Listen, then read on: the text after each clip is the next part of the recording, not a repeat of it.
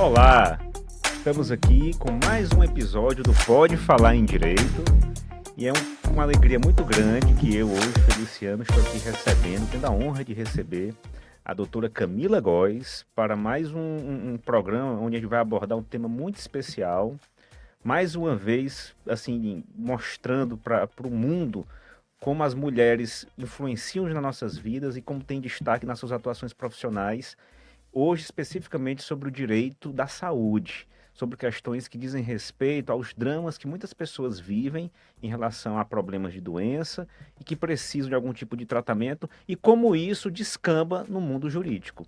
Doutora Camila, muitíssimo obrigado por sua presença, uma grande honra tê-la aqui conosco, viu? Seja muito bem-vinda. Obrigada, e eu que agradeço também pela oportunidade de a gente falar sobre um tema tão relevante. Eu sou advogada, eu advogo nessa área hospitalar, né? Eu sou advogada especialista em empresas médicas e hospitalares, tratando desse direito do outra vertente, né? Dessa vertente, na verdade, de acolher essas pretensões dos clientes, dos pacientes, e também essa troca com os beneficiários de planos de saúde, que também descamba muito para essa minha atuação, que é essa interação com as operadoras de planos de saúde. E também com os pacientes do terceiro setor, que é o SUS, né? Saúde complementar, que a gente chama. Então, eu tenho essa janela de atuação, tanto pública quanto privada, e o público com essa questão da saúde complementar. Que legal, Camila. E me diz uma coisa, e como são essas pretensões que chegam para ti? Chegam de todas as naturezas, tanto do consumidor, quando eu falo de uma saúde privada, o consumidor assistido pelo Código de Defesa do Consumidor, né, os clientes que querem uma comunicação, o direito da informação deles de forma mais eficaz, quanto ainda a questão de faturamentos, eles não entendem uma conta, está sendo cobrado algo que não era para ser cobrado, e tem as reclamações com os planos de saúde. Certo. Tem muito sobre questão de autorização dos procedimentos, autorização essa pelas operadoras de plano de saúde, mas o cliente, ele busca o hospital para o seu atendimento, então a resposta de um terceiro, que seria o plano de saúde, vem pelo hospital. Muitas vezes essa falha de comunicação, ela gera um ruído que vai gerar uma reclamação. Sim. E tem os dramas, como muito bem dito por você, realmente, que são os que abalam o nosso coração, que são aqueles casos dos pacientes em si que têm um certo tipo de doença ou que tem um desfecho desfavorável do seu tratamento, de responsabilidade civil. Então, chega bastante também, esses são mais judiciais. Certo. Então, a tua atuação ela é tanto consultiva, preventiva e também tem a questão da litigiosidade. Exatamente. E aí, assim, tu sempre tá, assim, sempre não, né? Porque a atuação do profissional ela é sempre variável, mas predomina a tua atuação contra o plano de saúde para fornecer o tratamento ou para defender o plano de saúde? A minha atuação predomina para defender os hospitais. Os hospitais. E os médicos. Sim, Isso. que não tem culpa de nada, que estão no meio da tragédia. Isso, a relação na saúde, ela é muito complicada, ela é uma tríade, né? Quando eu falo de saúde privada. Certo. Então, ela é uma tríade, tem a operadora do plano de saúde, tem o beneficiário e tem o hospital e o médico no meio deles para poder fazer acontecer o que eles contrataram. O hospital e o médico não participam do contrato do beneficiário com o plano de saúde. Mas eles que fazem acontecer, são eles que fazem o atendimento. Certo. Então, tem que ter um contrato também entre operadora e hospital, operadora e médicos. Compreendi. Né? Então, quando dá esse ruído de comunicação de um com o outro, é nessa ponte aqui que tudo acontece.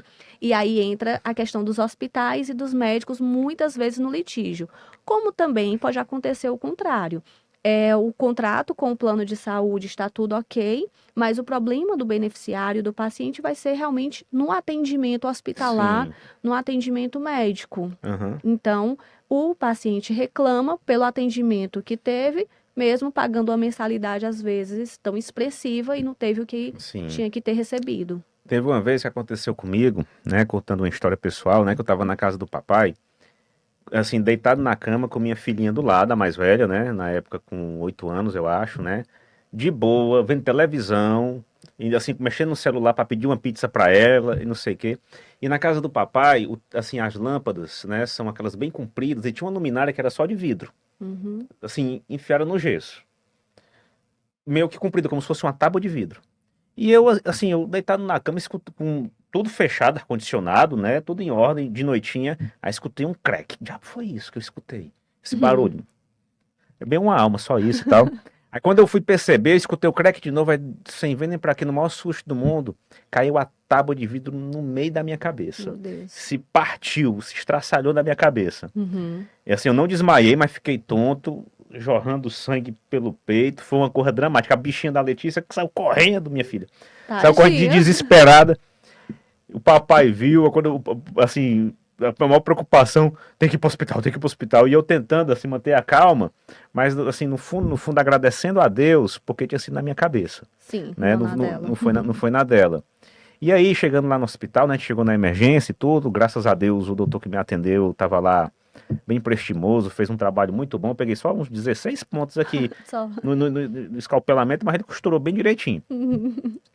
E aí, assim, na hora de ir embora, né, a gente angustiado para ir embora, esperando o plano autorizar o procedimento de emergência. Porque o meu plano ainda tem uma dificuldade que ele não é sediado no estado, ele é de outro estado, aí tem um negócio de intercâmbio. E tal. Aí o papai muito agoniado, querendo ir embora, eu já tava todo costurado, né? Foi uma noite dramática, naturalmente, né? Mas graças a Deus deu tudo certo. E aí o papai chegou, quanto é que eu quero pagar logo pra gente ir embora? Aí o moço, não é tanto, não, vamos esperar. Vamos esperar mesmo. Já tá resolvido. Que é melhor. E assim, sempre gera esse tipo de chateação e o paciente quer descontar no hospital. Sim. Que em tese não é o responsável por isso, né, Camila? Mas dizem que o mensageiro leva a culpa, né?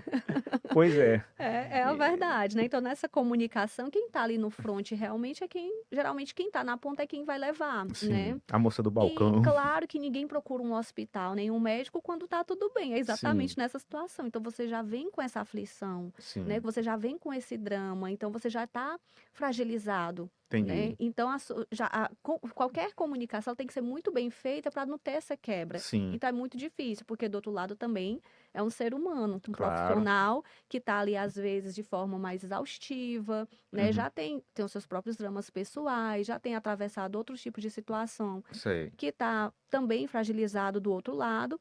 Então, é essa intermediação aí que a gente muitas vezes entra. Hoje, né, a gente vendo a jurisprudência brasileira, assim, é possível observar uma mudança de perspectiva do que acontecia, sei lá, na década de 90 para baixo. Que nós vemos hoje muita jurisprudência, muitas decisões judiciais que têm por objeto o direito à saúde. O direito a um tratamento médico. Então, assim, vamos supor, o indivíduo tem uma doença, seja ela qual for, e precisa de um determinado tratamento. Ele tem direito de postular isso em face do plano de saúde que ele contratou. Se ele não tem plano de saúde, ele tem direito a postular isso em face do poder público. É uma situação bem assim diferenciada daquilo que acontecia. Verdade. Porque nossa Constituição hoje, né, ela é dita como uma Constituição dirigente que deve ter máxima efetividade, ela prevê o direito à saúde. Então, assim, nós observamos isso. No teu caso de atuação, não é? Como assim, intermediária desses conflitos, já aconteceu de algum consumidor, de algum paciente postular algum tipo de tratamento específico, colocando como réu o hospital e o plano? Já aconteceu e é mais comum do que a gente imagina. É mais comum? Temos defendido muito a tese, assim, de fato, você tem toda a razão na questão do amadurecimento, vamos dizer assim, do judiciário, né, das próprias teses jurídicas na questão da saúde. De fato, há pouquíssimo tempo não se tinha essa judicialização tão intensa da saúde e ela foi acontecendo e a gente foi caminhando também nesse amadurecimento do que é possível, de quem que é legítimo para responder o quê, como que se dá essa relação que é realmente muito obscura para muitas pessoas da nossa sociedade, mas aconteceu já de um paciente querer a cobertura de um tratamento específico e ele entra e ele quer no hospital X, no hospital determinado, porque ele sabe que o médico dele atende lá. Então, ele entra contra a operadora e contra o hospital para a obrigação de fazer da operadora ser no hospital. Certo. Né? Mas, às vezes, ele pede um dano moral para os dois, por exemplo. E aí a gente tem que entrar com a defesa, uma tese muito bem consubstanciada no sentido da legitimidade e ilegitimidade, né? Quem responde o quê? Certo. E como é que está a jurisprudência nisso, Camila? Assim, ela está no sentido de que o hospital também deve ser legitimado passivo, ele também deve responder, ou só o plano de saúde? Como é que você está vendo isso? A jurisprudência ela tem caminhado também muito bem com a questão das teses, né, jurídicas que têm sido apresentadas nesse sentido de legitimidade. Então, hoje a gente tem uma jurisprudência muito mais para a ilegitimidade do hospital, quando eu Certo. falo de obrigações de cobertura de tratamento. Então, isso está ficando muito nítido. E quanto à questão dos próprios atos contratuais, que são de cabimento da operadora de plano de saúde. Sim. Como a questão da autorização, por exemplo. Agora, para isso, é óbvio que o hospital também tem que fazer o dever de casa, Sim. que é ter o sistema operacional de autorização e solicitação de autorização muito bem estabelecido. Sim. E realmente mudar os fluxos para a questão de ser tudo expresso, né? Negativa de autorização tem que ser expressa, Sim. tem que ser escrita, e não por telefone também, que era uma prática do mercado. Ligava-se, né, por Sim. telefone. Então, ficava o dito pelo não dito. E ninguém sabia de quem cobrar, quem foi que foi omisso. Ninguém- Falou, não neguei, não. Exatamente. O hospital nem ligou pra mim, né? Quando isso chegava no judiciário, claro que por falta de prova, o que é que o juiz fazia? Condenava Sim. os dois. Entendi. Mas hoje já teve esse amadurecimento e já se sabe que existe isso, né? Certo. Então, quando a gente consegue provar, e a gente vai bem para processo civil mesmo, Sim.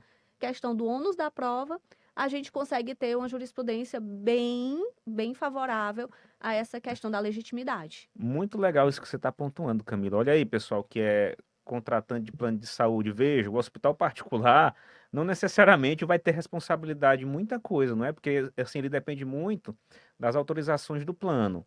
Mas é claro que, assim, por exemplo, numa situação onde que o paciente chega como eu cheguei, com a cabeça aberta, com o peito vermelho de sangue, o hospital tem que atender logo, né? Tem que atender. Emergência e urgência, inclusive, ele não precisa de autorização prévia. Isso está na própria Lei Federal dos Planos de Saúde. Legal. Uma exigência contratual de plano de saúde para hospital e para médico, dizendo que ele precisa de autorização prévia quando é emergência e urgência, Sim. ela já é uma cláusula abusiva. Então, o hospital e o médico, eles também estão resguardados por isso. Sim. E o legal é porque, assim, a emergência e urgência vem conceituado na lei, né? Legal. Então, é tudo aquilo que possa causar gravidade para o risco de vida para aquela pessoa naquele momento. Certo. Então, um médico que tem esse poder de classificação, se ele classifica que ali é urgência ou emergência, ele já está resguardado pela legislação quanto à questão da autorização prévia. Que legal. E uma dúvida que eu tenho, vamos supor que chegue num hospital particular alguém que não tem plano de saúde. O hospital particular tem alguma responsabilidade, tem alguma obrigação? Ele vai ser ressarcido pelo SUS ou ele tem que encaminhar, levar, sei lá? O que é que acontece hoje dentro da nossa legislação?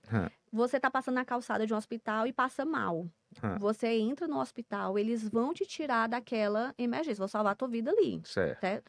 Mas eles vão ter que te regular, te transferir para o SUS, para algum hospital de referência do SUS. Certo. O que acontece hoje é uma dificuldade dessa comunicação dos hospitais privados, da rede privada, com a regulação, a central de regulação. Porque hoje, quem não é credenciado ao SUS não tem acesso à central de regulação. Aí entra o problema da comunicação, porque você vai ter que conhecer alguém da Secretaria de Saúde, alguém da central de regulação para conseguir tirar o paciente. Enquanto isso, o que é que acontece?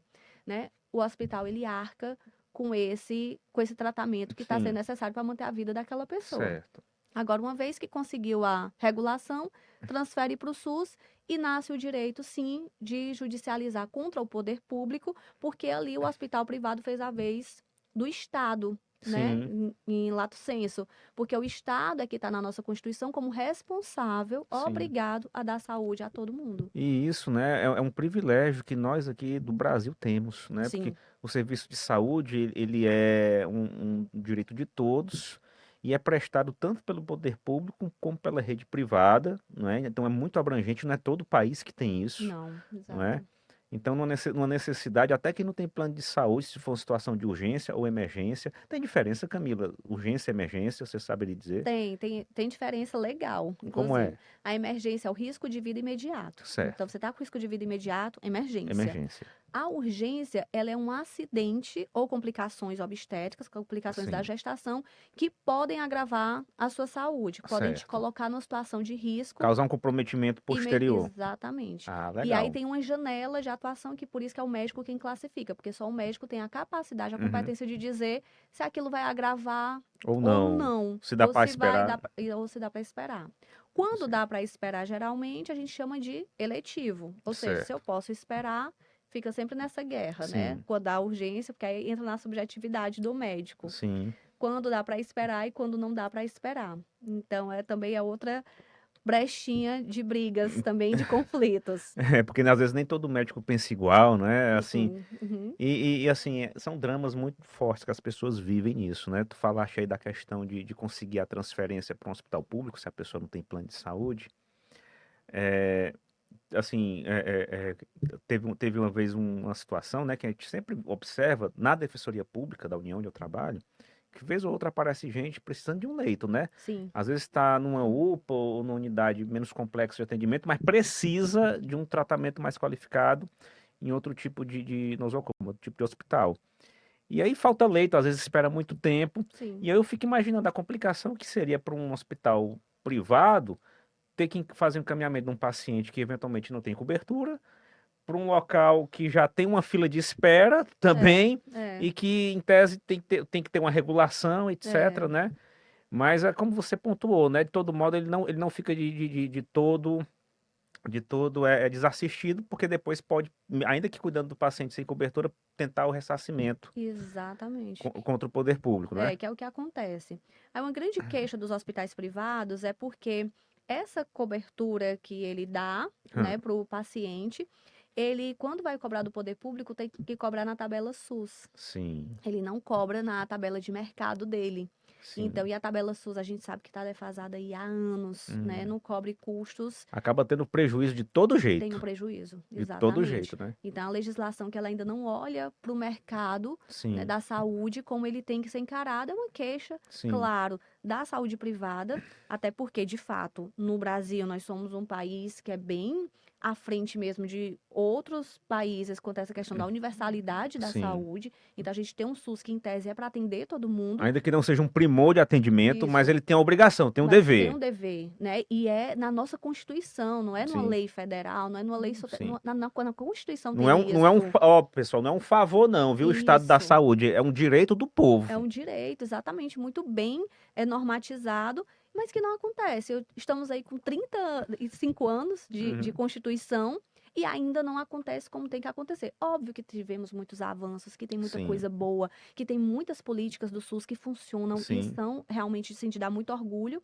mas o SUS ele não conseguiu sim, e talvez nunca conseguirá ser a universalidade que ele quer para claro. poder atender de A a Z e todos, né, Sim, em suas demandas.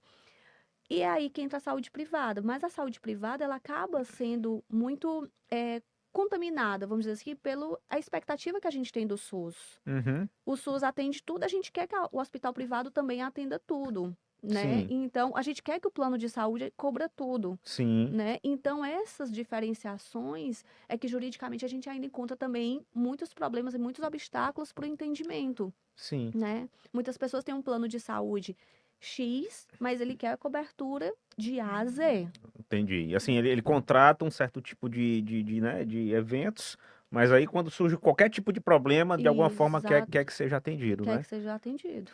É uma questão que eu estava até me lembrando remotamente, né? Que foi decidido que os planos não seriam obrigados a seguir estritamente o que tivesse na Agência Nacional de Saúde a título de tratamento, não é É isso? o rol. Mas em princípio deve se observar. Hoje, atualmente, na nossa legislação, o Uhum, rol ele virou exemplificativo. O rol certo. da ANS é o quê? É um conjunto de Uhum, códigos de doenças, né, que é sim, para gente, de tratamentos, na verdade, que são coberturas obrigatórias. Então, a partir daquilo ali que está estampado na norma da ANS, todo plano tem o dever de cobrir. certo, Até então, se tinha o entendimento que aquele rol era taxativo, ou seja, era só aquilo. Então, certo. se eu tinha 10 eventos para cobertura, era essa a minha obrigação enquanto plano de Aham, saúde. aham. Hoje em dia, não é mais esse o entendimento. O entendimento é que é exemplificativo. Portanto, se você tem 10 exemplos de cobertura de eventos ali para tratamento, você pode, na verdade, ter direito a 15, 20, 30, desde que vá, Gera uma insegurança jurídica, né? gera. Mas não é tão maleável. Para poder também sair do rol, tem que estar bem Tem que estar bem justificado. justificado. Tem que Tem. estar bem Tem. A justificado. própria legislação, ela traz os panoramas, né? Onde é que vai ser, onde é que vai Sim, sair. Então, também tem essa contrapartida. sim. É, porque, assim, claro que a gente não pode presumir má fé de nada, né? Mas, assim, aquilo que é incluso como possibilidade de tratamento pode ser incluso não só porque é bom, mas porque consegue um prestígio maior junto à agência para poder Sim. entrar. não é? Enfim, mil motivos podem justificar um atraso. Um tipo de tratamento é reconhecido na Europa, é reconhecido nos Estados Unidos, mas por uma razão qualquer se demora para reconhecer no Isso. Brasil, né? Então, assim, é natural também que não se prenda, porque os critérios também de eleição, né, podem ser vários. E se a saúde é um direito de todos, se a vida tem que ser preservada, e se tem um tratamento que pode cuidar, que pode salvar alguém, mas não está na lista, a prioridade tem que ser o tratamento, né? Exatamente. Tô falando agora, né, da questão, né, que a gente pretende, né, que a gente almeja um dia, quem sabe, ter uma cobertura total, enfim, aí eu me lembrei de vários casos, né, porque na DPU, a maior parte das demandas cíveis que existem envolvem questões de saúde. Imagina. Então, assim, é muito tratamento de câncer, muito questão de cirurgia que não é feita, enfim, transferência de leito. E eu me recordei um tempo que eu estava trabalhando em Sobral, numa designação, e uma senhora tinha levado uma queda dentro de casa, que tinha quebrado, acho que a bacia, não sei. Enfim, estava acamada no hospital lá de Sobral em setembro. Foi em setembro de um ano que ela levou essa queda. E aí eu estava lá em Sobral em dezembro e a bichinha esperando fazer a cirurgia. Acamada lá em Sobral, com escara no corpo, esperando a cirurgia. Acredito. E aí, assim, foi uma situação terrível, né? Te imaginar a pessoa tá doente, e é porque Sobral é uma cidade grande, Sim. que tem um hospital de referência, né? Que é o hospital lá regional. E ainda assim, a pessoa sem um atendimento.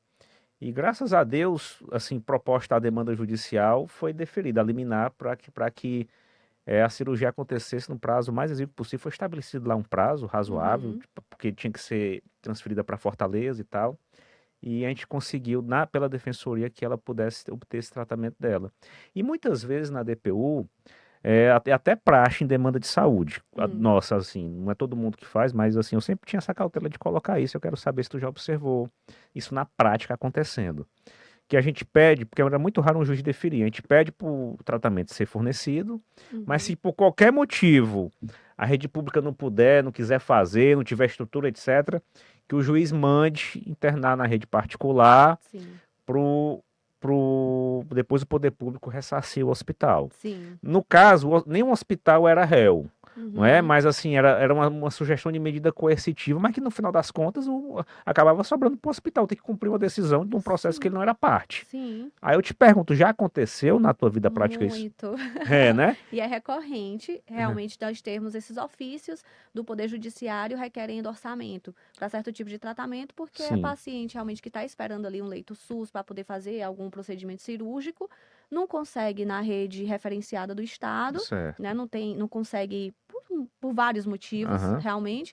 E aí o juiz, para poder fazer valer realmente esse direito, porque tem esse tempo de atuação, esperar demais também não vai resolver o problema da pessoa. E às vezes já tem esses casos, né? Que já tem esperado demais. Sim. Então tem que fazer acontecer mesmo o quanto antes. E aí os hospitais privados mandam seus orçamentos através do sequestro, né? Dos valores do próprio estado ou do município, a depender de qual é o caso, ou da própria União, enfim, depende do caso. Já recebe o valor e aí faz o atendimento. Então isso é muito legal, então, em tese para o hospital, porque aí ele pode fazer pelo valor de mercado do serviço, que o juiz manda bloquear o valor e acontece, né? Quando acontece isso previamente, realmente, para o hospital, dá tudo certo, hospital privado, né? Sim. Dá tudo certo também, porque aí ele apresenta o orçamento dele e o Estado, ele é obrigado a cobrir aquele orçamento. Não é. Agora, Camila, assim, eu fico imaginando, né? A gente está aqui tratando de uma questão que envolve a vida de todo mundo, né? Todo mundo tem um parente que precisa de um tratamento de saúde. Eu mesmo relatei um evento que sucedeu comigo, não é? E, assim, na tua atuação profissional, tu já chegaste a ter contato mais próximo com esses dramas pessoais? Já. Tipo assim, situações que infelizmente geraram óbito. Você tem alguma coisa que lhe marcou? Tem várias. Aí a gente tem que abrir um novo episódio para falar dos dramas, né, dos processos hospitalares. Sei. Os processos hospitalares, eles só aparecem de responsabilidade civil quando tem um desfecho desfavorável. Fatídico, né? Pode até acontecer de ter um ou outro que não teve esse desfecho ruim, mas a maior parte sim. Portanto, a gente está falando aqui de alguém que perdeu o amor da sua vida. Seja um filho recém-nascido, né? Aquela mãe que estava esperando por 9 meses e a criança nasce morta, né? Sim. Porque ficou esperando muito horário de parto e não conseguiu vingar. Seja aquele filho que ficou acompanhando a mãe sendo atendida e aí tem várias queixas e acaba que ela vai a óbito, ele vai culpabilizar a equipe assistencial, Sim. né? E seja um irmão, um avô, uma avó, um Sim. tio, enfim. Não importa nem a idade, pode ser uma pessoa de 90, 100 anos, um ente Exatamente. querido. A gente já teve casos de receber lá uma pessoa de exatamente 99 anos, de um mês na UTI, Certo. e ela foi a óbito e a família entrou porque eles acreditavam ainda que o resultado morte foi por causa de uma má assistência, né? Então a gente tem sim que ir lá e respeitar a dor daquela família, a queixa da família e apresentar a defesa e apresentar provas e mostrar o que é que não foi errado, né?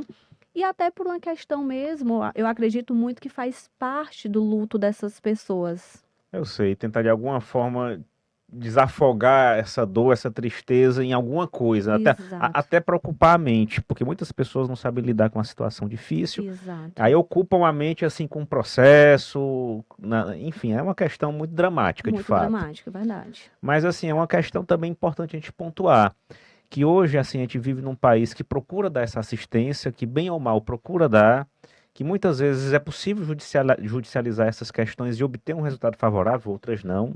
Existem muitas variáveis, né? Existe a questão do tratamento experimental, né? Enfim, mas que também a gente não pode pedir para um juiz para o ente querido ficar vivo. Exato.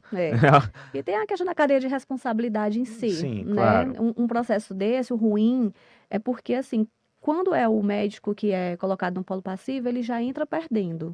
Né? Porque nenhum médico, venhamos e convenhamos, que nenhum profissional, na verdade, se dedica, vai para o seu trabalho, vai para o seu serviço, faz um atendimento com o dolo, com vontade de prejudicar seu paciente, né? Não via de regra, podem ter as exceções, mas via de regra, a nossa realidade não é essa. A gente vai prestar um serviço, quer que dê resultado, né? Quer fazer o melhor, principalmente o que envolve a vida, a saúde da pessoa. Exato, e especialmente esses casos que chegam, a gente nota muito que tem essa questão muito mais emocional por trás do que, de fato, técnica. Não tem um erro técnico em si. Então, a gente vai buscar provar tecnicamente, e é claro que o final desse processo, por mais que o médico ganhe, o hospital ganhe processualmente, todo mundo ali já perdeu. Sim, claro. É assim, é tempo, dinheiro. Muitas vezes o pobre médico não. O médico é um profissional assim, bem conceituado, mas eu digo assim, é um profissional que não tem muitas vezes um aparato jurídico de prontidão para fazer a defesa dele. Exatamente. E muitas vezes ele é acionado. Os hospitais, eles dão essa assistência ao médico? Dão, geralmente, a maior parte dos que trabalham com a gente, eles já pedem a gente para entrar, fazer essa ponte e dar esse auxílio ao médico. Claro que não dá para obrigar, porque advogado é igual médico, né? Claro. Você só tem que contratar quem você confia. Sim. E aí alguns já ficam com seus advogados, mas a maior parte, inclusive, fica com a gente também. Que bom, menos mal. Eu me recordo quando eu comecei a trabalhar na DPU, foi em Teresina, no Piauí, né? E aí foi um caso que causou muita repercussão em Teresina, de que acontecia alguma coisa naquele hospital, foi um hospital público, que uma criancinha bem novinha, tipo recém-nascida, fizeram alguma coisa com esta criança, ou uma fatalidade, confesso que eu depois não sei qual foi o desfecho, que ela teve um problema, acho que séptico que chama, né, que necrosou as extremidades dela, tanto das mãozinhas como dos pezinhos, de modo que teve que ser amputada. Tanto, né, as mãos e os pés. Aí surgiu uma comoção em Teresina, e à época, a Defensoria do Estado, do Estado do Piauí, ingressou com ação contra o Estado, contra o médico, para pedir reparação de danos. E a pessoa, a mãe da criança, foi encaminhada à Defensoria Pública da União, porque também se queria que o médico fosse punido disciplinarmente no seu Conselho Regional, né, que tem um status de autarquia federal, logo deveria ser acompanhado desse processo administrativo para punir funcionalmente o profissional da saúde, né, pela DPU. Aí eu me recordo que eu fui fazer a audiência administrativa do processo que envolvia esse médico, não é? E é uma situação terrível, né? Como você falou, a pessoa assim, passa por um momento de muita dor, que é ver um filhinho recém-nascido que vai ter uma vida totalmente diferente das dos outros. Eu nem imaginava isso na hora, ela me dizendo. Já tinha se passado, sei lá, uns 2, 3 anos. Mas que anualmente, até uma certa idade, a criança ia ter que fazer cirurgia, porque os ossinhos iam crescendo, Ai. E ela estava sem mãozinha, enfim, era uma situação bem complicada mesmo. extremamente dramática, não é? Uhum. E aí, assim, no caso era para apurar se de fato o médico errou ou não, né? Então tá no devido processo legal, né? Ninguém, assim, na época, nem eu poderia dizer que sim, nem que não, né? Ele estava lá sendo, assim, apurado lá pelo conselho dele o que foi que aconteceu para saber se teve algum tipo de erro ou de falha. Mas eu me lembro ela me contando, né, de conversando, né? Porque o defensor, o advogado, sempre antes da audiência, a gente conversa com a parte e tal, né? Assim, tenta entender qual é o problema, a situação, para melhor prestar assistência. Aí a mãezinha me contando, sabe, Camila, que às vezes ela ficava chorando, né, do nada, triste com a situação do filhinho. E que ele, acho que devia ter na época uns 4, 5 anos, chegava para a mamãe, mamãe, não chore, eu estou bem, né? Então, assim, assim, isso me marcou muito. Porque, assim, a mãe sofrendo muito e a criança que era vítima daquela situação, né, de certo modo estava bem. Que o nosso estado mental e emocional influencia demais. Demais. Juridicamente, eu sempre falo isso, assim, gente, a maioria dos processos, ele é questão emocional não resolvida, né? É uma dificuldade nossa, enfim, por também diversos motivos, né? Sociais, culturais, econômicos, né? Que a gente não sabe lidar muito bem com as nossas emoções. E isso não tem questão de classe social. Né? Então, quando a gente enfrenta um problema muito grave, especialmente na saúde, é muito comum que os processos judiciais da saúde, eles descambem para uma parte emocional. A necessidade é emocional. Ela não é financeira também.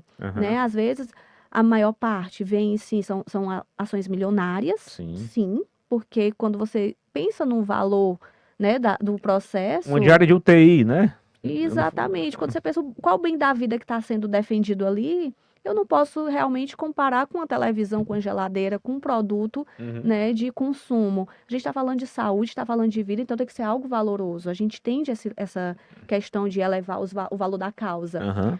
Mas a gente vê que muitas vezes, assim, processualmente não tem nem substrato, né? Tem uma narrativa dramática, tem uma narrativa que gera empatia de todos nós, porque todos nós visualizamos estar na pele daquela mãe, né? Daquele pai, daquele filho, a gente se vê muito na situação, então gera isso, nós seres humanos temos essa capacidade, mas quando a gente vai ver processual, não tem uma lógica, não tem uma causa de pedir que vai descambar num pedido que tenha realmente um nexo causal, né? Essa criança, por exemplo, né? E aqui a nível realmente de exemplo, tem uma doença base que é fruto de um pré-natal que não foi feito como deveria ter sido feito, que é fruto de uma falta de acesso à saúde que não se tem lá na base, no orientação, começo, de cuidados mínimos, e né? que às vezes, quando ainda tem nos postos de saúde, que isso a gente já melhorou muito na questão da saúde pública,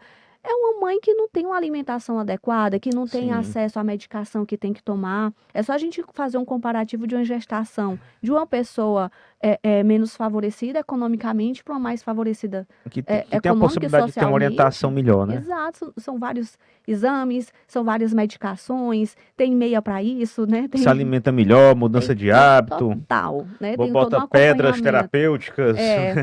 Tem até a música que tem que ouvir durante a gestação para a criança nascer tranquila. Então, tudo isso, claro que influencia. Não, e importante pontuar que ainda que a pessoa tenha toda a condição do mundo, tenha todos os cuidados do mundo, a gente não tem como impedir que algumas fatalidades aconteçam. Exatamente. Faz parte da existência humana desde que o mundo é mundo. Verdade. Não é? Então, assim, é importante também pontuar isso. Eu acho até, sabe, Camila, para que as pessoas encarem a situação assim, além da questão, porque eu quero ter uma família perfeita, eu quero ter uma saúde perfeita, eu quero ter tudo perfeito, ninguém me pode morrer, todo mundo tem que ser imortal, enfim.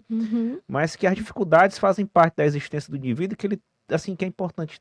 Para mim, eu vejo eu, Feliciano, pensando sobre isso. Que é muito importante que as pessoas tenham um tipo de fé para saber lidar com os problemas. Assim, falando dessa criancinha, para você ver como isso me persegue de alguma forma. Assim, eu trabalhei em Teresina e participei dessa audiência. Eu também já trabalhei em São Luís, hoje eu trabalho em Recife. Mas já trabalhei em São Luís, e lá em São Luís eu estava uma vez caminhando na praia, a praia muito movimentada, que é a praia lá da Ponta da Areia. Saudade da Ilha do Amor, a ilha mais linda do Brasil. E a praia muito mais movimentada dia de domingo, onde tipo a população da cidade, o povão mesmo vai, né, quando chega dia de domingo. Aí eu tava caminhando pela areia da praia, só caminhando, porque assim, não sei como é que tá hoje, mas na época, né, não era recomendável para banho, né, mas assim, era muito bonito, e a cidade é linda, maravilhosa. Mas aí eu tava vendo uma criança que, por coincidência, não tinha, uma criança de uns 3 anos, não tinha os 2 braços, não tinha as 2 pernas. Uhum. Aparentemente de uma família muito humilde, né, visualmente Sim. falando. Mas ela estava dando, Camila, gargalhadas, se mexendo na areia, se arrastando, do jeito que ela Criança é muito podia, legal, né? com a aguinha batendo no peito dela e rindo, Uhum. Sim. sabe? E a família dela, que estava acompanhando, via ela feliz e riam também. Uhum. Então, assim, eu acho importante também fazer esses destaques para que a gente, assim, para que a gente analise sempre as circunstâncias como elas são, mas nunca deixando de ter fé, Sim. né? Que as É, coisas podem se modificar, que a gente pode ser feliz em qualquer circunstância e verdade. que a vida nos dá muito exemplo sobre isso. Agora eu tenho uma curiosidade. Diz. Você sempre se imaginou trabalhando nessa área médica, de saúde? Como foi isso na sua vida? Não, na verdade foi assim uma grata surpresa que aconteceu na minha vida. Aham, Enfim, cheguei aqui, né? Cheguei nessa área. Eu advogo, né? aham, Comecei advogando para empresas. Comecei na área trabalhista, certo. né? Era advogada de empresas nessa área trabalhista. E aí, quando lá no nosso escritório, a gente sempre teve essa área hospitalar. Tá. A gente começou advogando para os hospitais, como Uhum, empresas, né? Como certo. todo, oferecendo todas as áreas que a gente sempre teve, trabalhista, tributário, Aham, administrativo, cível. Mas a gente percebeu que a regulação, quando chegava na cível dos hospitais, ela tinha uma necessidade específica. aham, Então, os advogados começaram a, tivemos ali um destaque de um advogado que ele começou a se especializar por conta própria, né? entendi. Ele começou a ver, pesquisar e viu que tinha algo diferente ali. Aham, Então, que é que a visão da nossa fundadora, que é a Imaculada Gordiano, a ela, gente, é muito específica, então vamos abrir realmente esse nicho. E certo. abriu essa área. Quando abriu a área assim de forma mais efetiva, né, que Aham, a gente pôde anunciar que tinha área médico-hospitalar, isso atraiu bastante, porque aqui em Fortaleza, sim, especialmente, a gente tem uma gama de hospitais sim, bem vários. grande e a gente ficou realmente conhecido no mercado por saber a regulação própria dos hospitais. E aí a área começou a crescer. No que começou a crescer, a gente teve que fazer movimentações das cadeiras lá dentro do Umas escritório. migrações internas, né? Exato. E aí eu, que era da trabalhista, mas que ainda não tinha me Aham, encontrado de fato, era recentíssima formada, assim, um aham, ano de formada. aham. Me candidatei. Ah, eu quero ir para essa área nova. Menos audiência, talvez, né? Menos audiência, menos prazo, outra coisa, né? Aham, E aí eu fui para essa área e tive essa grata surpresa de me apaixonar por essa, aham. por essa parte regulatória. Aí sim me encontrei na advocacia. Que legal. E aí eu fiquei bem feliz por causa disso, porque assim, acabamos juntando o útil ao Sim, agradável, né? Tanto para o escritório foi ótimo, porque a gente firmou realmente o nosso sim, pé na especificidade da área, quanto sim. para mim também, enquanto profissional. Não, e logo se vê o quanto você sabe, não é? Porque nós estamos aqui abordando questões, viu, galera, que a gente não detalhou antes. As perguntas fluem e é possível perceber de pronto que tu tens tudo na ponta da língua, que tu tem, assim, um discernimento sobre a questão muito amplo, apesar de estar focado na questão dos hospitais, mas sabe como funciona em todos os aparatos do poder público, na questão do plano, etc. Então, assim, é muito legal quando o destino nos conduz por um caminho Verdade. e a gente tem a sensibilidade de ter essa percepção de seguir em frente e ter a coragem, Sim, né? verdade. Assim, que geralmente os homens não têm, geralmente só as mulheres que têm essa força de vontade, viu, Camila? Coisa boa, Não, né? e pro nosso programa ter você aqui compartilhando essa experiência é um privilégio, viu? Ah, esse reconhecimento é muito importante para mim. Sim, não, Obrigada. não e assim, para que o público saiba, né, desses dramas, dessas dificuldades, dessas burocracias. Sim. E assim, tu estás há quanto tempo só nessa área? Há 10 anos. 10 anos? É, Uau! Não dizia não. há 10 anos. Há 12 sou advogada, há 10 anos aqui. Que, Ah, vai fazer 12. que legal. E assim, nessa questão prática, né? Uhum. Tem audiência? Sim, Temos audiência, temos sustentação oral, temos recursos, né? Temos os certo. prazos. É uma advocacia assim bem intensa também quanto à Bem questão litigiosa. litigiosa, Mas né? o nosso foco realmente é o consultivo, né? Certo, É o proativo e o preventivo que a gente chama, que fica na parte da certo. consultoria, que é preparar muito mais os nossos clientes para não ter processo. Nossa Entendi. advocacia, a gente sempre fala isso, né? A gente não é advocacia que gosta muito de processo, não. Porque a Certo. advocacia, para a gente, ela é muito mais essa responsabilidade social Mas claro, de levar o direito às pessoas que têm antes do conflito. antes do conflito. E sermos realmente o que o nosso Código de Ética pede, o que o nosso Sim. Estatuto pede, ser intermediadores de conflito. Então, para a gente não interessa que o cliente do nosso cliente esteja insatisfeito com ele. E que o seu cliente tenha problema e que tenha que pagar mais caro. Sai mais barato. Exatamente, Sai mais barato. exatamente. A gente trabalha assim com o resultado dos nossos clientes, né? O nosso trabalho tem que dar um resultado. Se eu estou advogando para um hospital e ele começa a ter uma curva de ascendência de processo, eu tenho Sei. que olhar para dentro da minha casa e saber o que é que eu estou fazendo de errado. Eu não estou Legal. assistindo o meu cliente como ele tem Entendi. que ser assistido.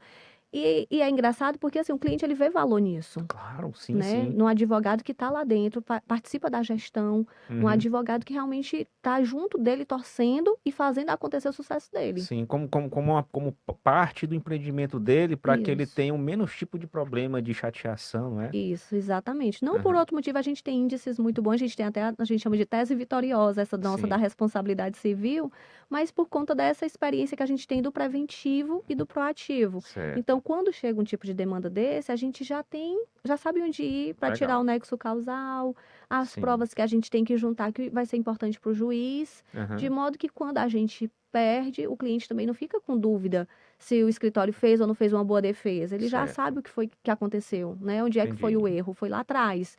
Não foi quando chegou o processo, foi quando realmente teve um atendimento por outro profissional que não seja o advogado. Muito legal, viu? Olha, estamos aqui com a doutora Camila, que está nos dando uma aula, nos brindando com muitas elucidações sobre o direito à saúde. Nós agradecemos demais a participação de todos. Qualquer dúvida, comentários, fiquem sempre à vontade. Uma alegria tê-los conosco. Fiquem sempre com Deus.